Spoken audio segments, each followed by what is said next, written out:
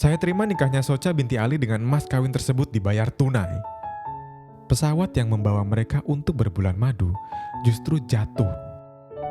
Selamat malam teman-teman, selamat datang di YouTube Suara Telepon. Dan kamu masih mendengarkan aku, Fauzi Radian. Kamu bisa cari aku di Instagram dengan username @kecabut, atau kamu bisa langsung aja follow atau subscribe ke YouTube @Suara Telepon ini.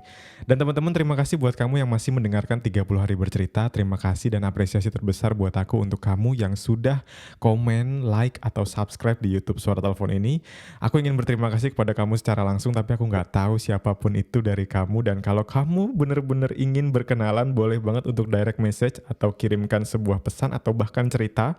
Kamu juga boleh mengirimkan salam atau apapun itu yang ingin aku sampaikan di video ini. Boleh banget kamu DM ke @kecabut atau ke @suaratelepon, sama aja karena akan aku bacakan juga.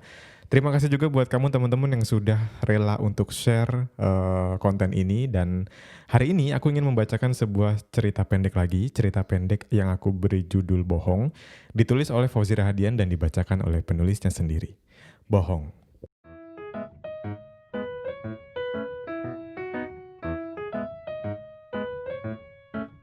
Aku punya pertanyaan simpel. Jika kamu memiliki seorang pasangan, apakah kamu melihat fisiknya terlebih dahulu? Ini adalah cerita tentang sepasang kekasih bernama Rudy dan Socha. Mereka adalah sepasang kekasih yang sangat bahagia. Sudah hampir 3 tahun ini mereka berpacaran. Dan hari ini adalah hari yang ditunggu-tunggu di mana mereka melakukan sebuah pernikahan. Saya terima nikahnya Socha binti Ali dengan mas kawin tersebut dibayar tunai. Rudy teriak dengan lantang sambil menjabat tangan dari ayah Socha. Sah, sah, sah! Begitu teriak para saksi yang menandakan mereka sudah sah menjadi sepasang suami istri. Sejak hari itu, Rudy terlihat benar-benar mencintai Socha. Selayaknya pasangan suami istri pada umumnya, Socha merengek kepada Rudy untuk pergi berbulan madu. Rudy begitu mencintai Socha dan tidak bisa mengelak dan mengiyakan permintaan dari istrinya. Mereka memilih Yogyakarta sebagai destinasi tujuan mereka untuk menghabiskan waktu bersama-sama. Pagi ini di Bandara Soekarno-Hatta, mereka bersiap untuk terbang menuju Jogja. Cuaca dan kondisi sebetulnya tidak begitu mendukung untuk mereka melakukan penerbangan. Terlihat awan yang begitu gelap dan windsock yang berdiri tegak, tanda angin berhembus begitu kencang.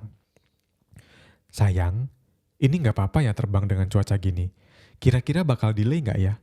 Tanya Socha kepada Rudy yang terlihat khawatir di wajahnya. Nggak apa-apa sayang, ini udah biasa kok. Kita first flight hari ini, jadi nggak akan delay.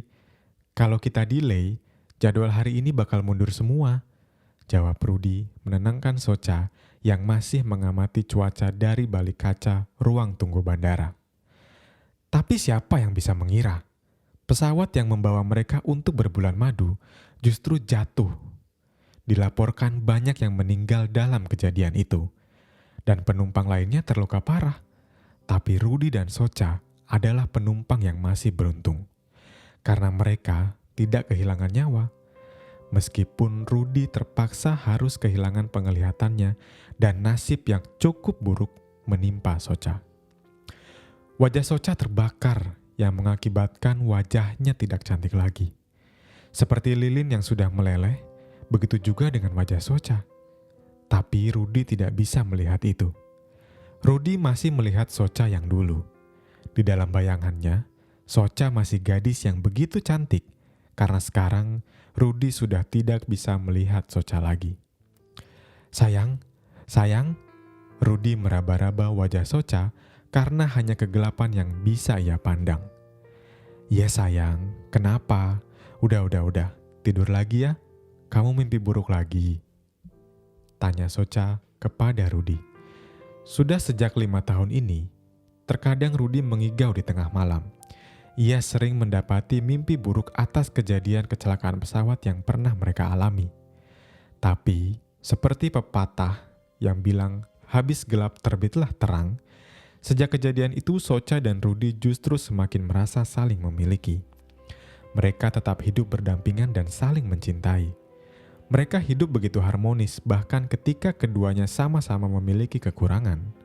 Dari buah cintanya itu, mereka dikaruniai seorang anak perempuan yang lucu dan mereka beri nama Jenaka. Jenaka ibunya kayak monster. Jenaka anak monster, Jenaka anak monster. Seperti anak-anak pada umumnya, Jenaka juga memiliki teman. Dan kadang-kadang, kalimat-kalimat yang dilontarkan oleh anak-anak terasa begitu jujur. Ledekan itu masuk dan tersimpan di dalam hati Socha.